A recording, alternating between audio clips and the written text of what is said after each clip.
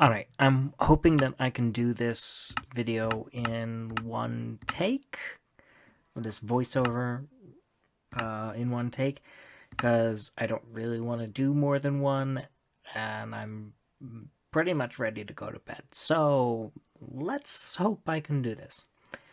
I want to show you guys how I usually get my starter base going in the worlds that I play in. If you can't tell already from my previous content, I spend the majority of my time in the ocean. From very early on when I started playing Minecraft, that was just what I loved to do. I just gravitated to the ocean, even before the ocean update came. For some reason, I would go to the ocean and build stuff in it. At some point we lost the user-friendly world customization options that they used to have, where you could adjust water level and other such stuff. Now we have this select single biome option, and I just go in, choose deep ocean, and then that's that. I love playing in deep ocean worlds. It's just what I have fun to do. Yeah, so what I'm looking for right now are shipwrecks, and more specifically, I want upright shipwrecks, because that's where I build my starter base.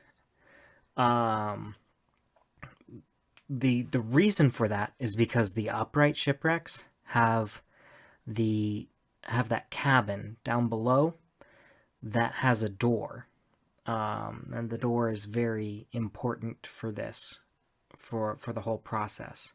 Now you see, I find a shipwreck here. It's on its side, so it's not as useful to me, but I can still get the loot from it, and that loot is important. In fact, especially for early game, the loot from shipwrecks is very important when you're playing in an ocean-only world. So I swim for a little while yet, trying to find a shipwreck, until finally I see one. Fortunately, this is a full shipwreck. A lot of the times I'll only find half a shipwreck, just the back half, but it'll still have that bottom cabin that I tend to utilize. I really like having the forward section of the ship, and because of the extra chest and the food that it can have. Sometimes armor. If you're really lucky, you're gonna get leather armor that has aqua affinity or respiration, and you might even find boots with depth strider. So here I leave the game so that I can adjust the gamma, so that you guys can actually see what I'm doing when I'm making this cabin usable for me. If you don't know how to adjust the gamma, maybe I can make another video, or you can just go find somebody else's video where they show how they do it. If you want the pathway and files to get there, you're gonna go to this PC and local disk C. You're gonna go to users /app data /roaming /Minecraft or /.Minecraft, something like that. And in there you're gonna find a text file called options, where you can adjust gamma to make it brighter. But I mean, I'm only doing this so that you guys can see what I'm doing. So now I'm clearing out all of the the wood stairs, so that so it's easier to clear out the water in the cabin. And so I pretty much just utilize extra wood planks for that purpose, and I'll slowly clear out the cabin of water.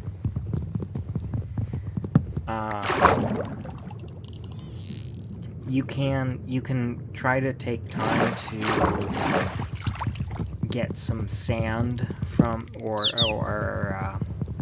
gravel from the ocean floor if you want to risk your breath running out like that. I usually don't, because this is good enough for me. I can just clear out the water like so, and just reuse the planks until I finally have the room cleared of water.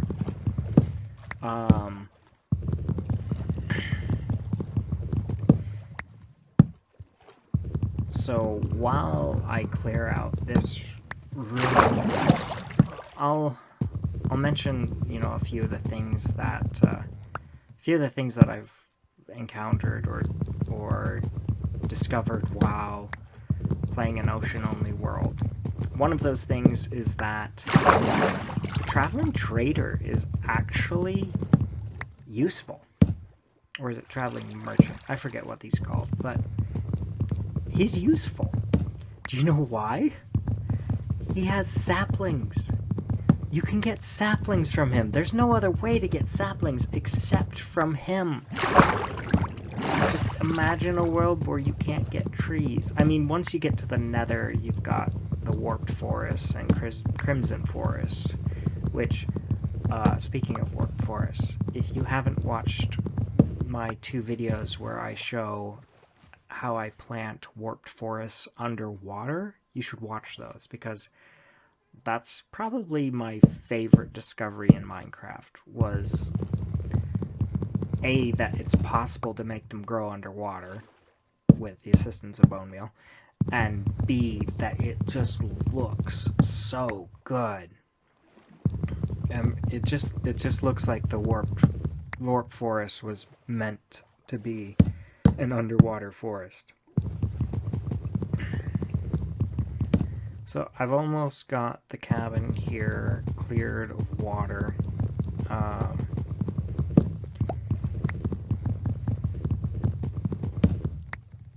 The next step would usually be to then mine down and find coal so that I can make torches. That's generally the next thing I need, because I want to light this cabin up. Fortunately, from the previous shipwreck, I was able to get coal. Now, you can get coal from the underwater ruins. However, that means you also have to deal with the drowned that spawn there, and early game, that's just really annoying. So if you can manage to get coal from a shipwreck, that is just ideal. And then you can light up your cabin and mobs won't spawn there.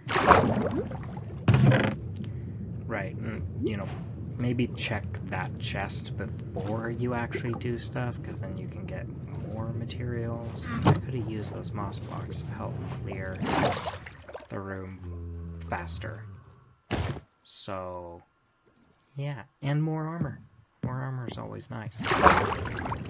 Don't forget to check the chest in the upstairs cabin, because you get really useful loot from there. Like, I could have made an axe from those iron ingots.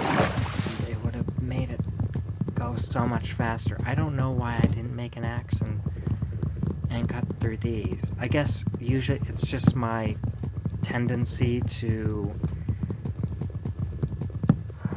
save materials early game. You can see there's limited materials when you're starting out, and so it's kind of good to preserve those so that you don't run out of something that you really need. So that you don't have to go out searching for more shipwrecks that could possibly have what you need. You just have everything so that you're firmly established. Now, I have a very important reason why I'm gathering all of them. Oh, that's right. I was like, why was it so bright? Right, the gamma's still active. So I have an important reason why I'm collecting all of these trapdoors. It's because it can improve the aesthetic of the cabin. When you have these, you can make little windows to look out into the ocean, and the water's not going to flow back in. So it's just, it looks really good. Something to make your cabin look a little more homely.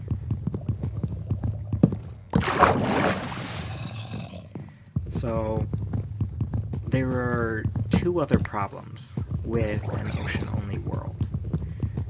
One of those is that there is no way to obtain grass blocks.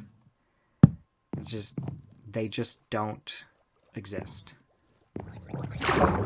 Which means that you either have to,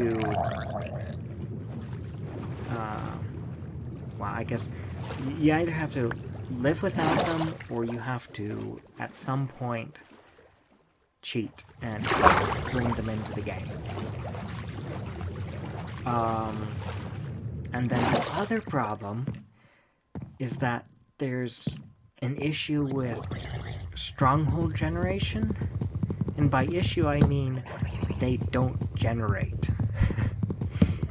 So I tend to, at the beginning of a game where I'm playing in an ocean-only world, I will find the closest ocean monument. I'll go into creative, and I'll find the closest ocean monument, and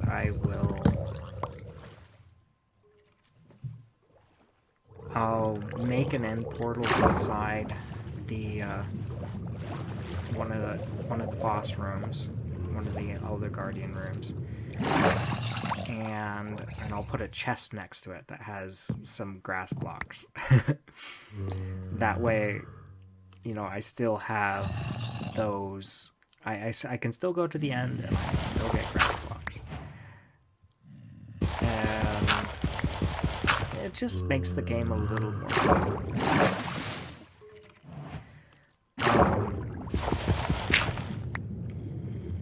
So what I'm doing now, if you can't already guess, is that I'm getting ready to mine down so I can gather more resources.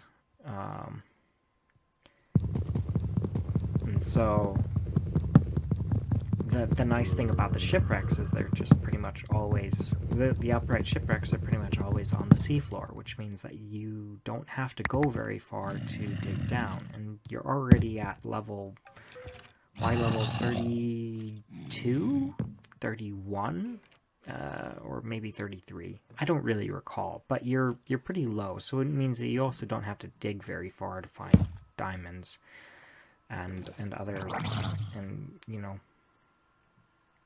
just find what you need, really.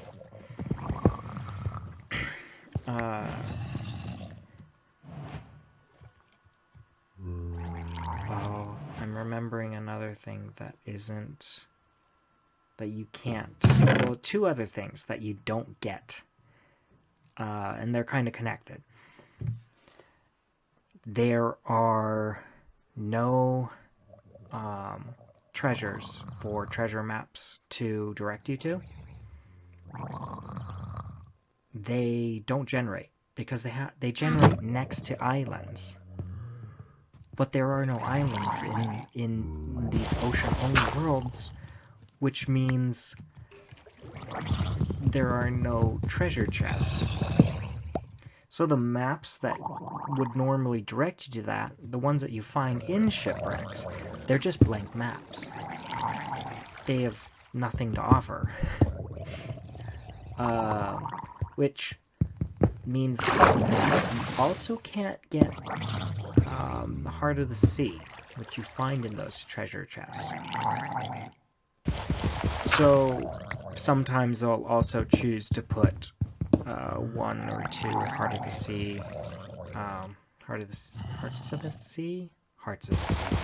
into that chest that I put into the ocean monument.